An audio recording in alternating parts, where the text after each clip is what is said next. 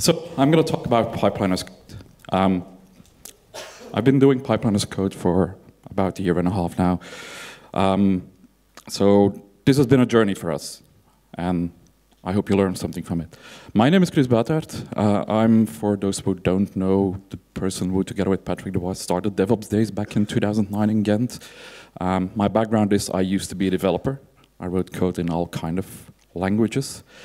And I became an ops guy because I was the only one knowing how to rack machines and cluster stuff.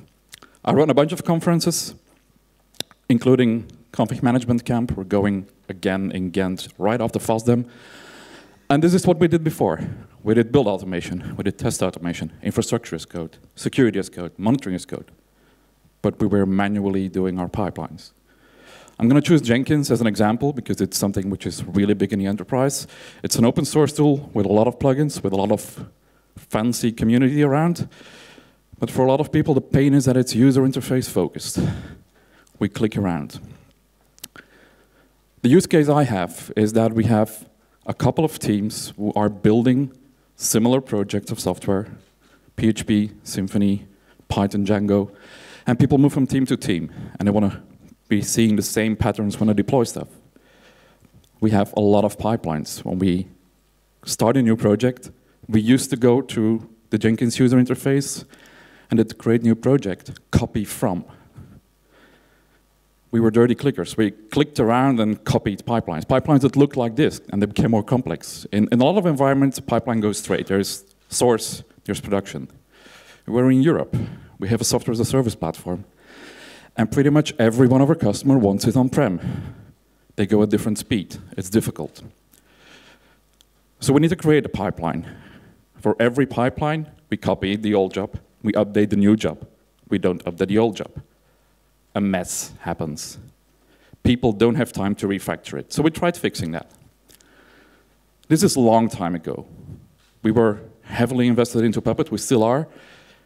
And Jenkins creates XML files. So we figured out, let's template them. And XML is easy, right? And Jenkins modifies those files on the fly. That didn't work. So our next iteration was basically, hey, OpenStack community, they have GGB. It's Python, it's good. It works. And we could build limited pipelines with this.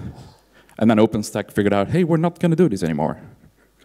Then came the pipeline DSL. Well, that's actually one of the newer ones. And we started playing with it.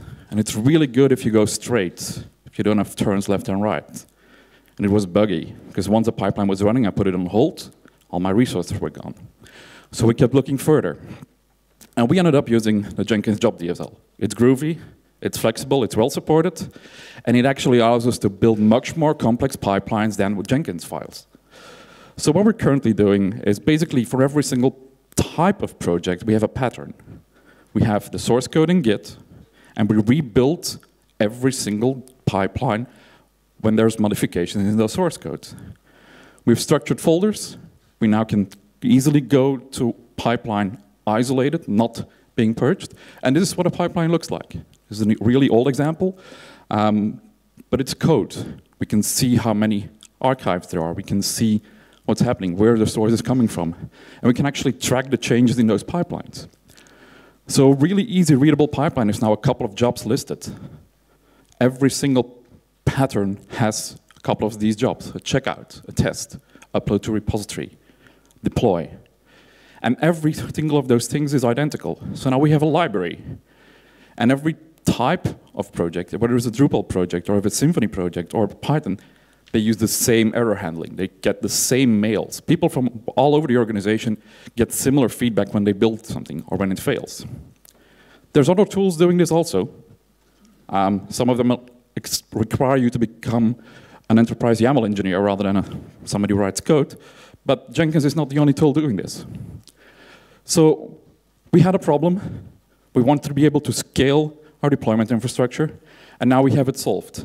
We have one job per task. We don't reuse jobs. We have everything in sync. If we update how one job works, all the jobs get updated, and we have it centrally managed. It's auditable. It's in Git. So my message to you basically is stop clicking around in user interfaces for CI. Write code to do that.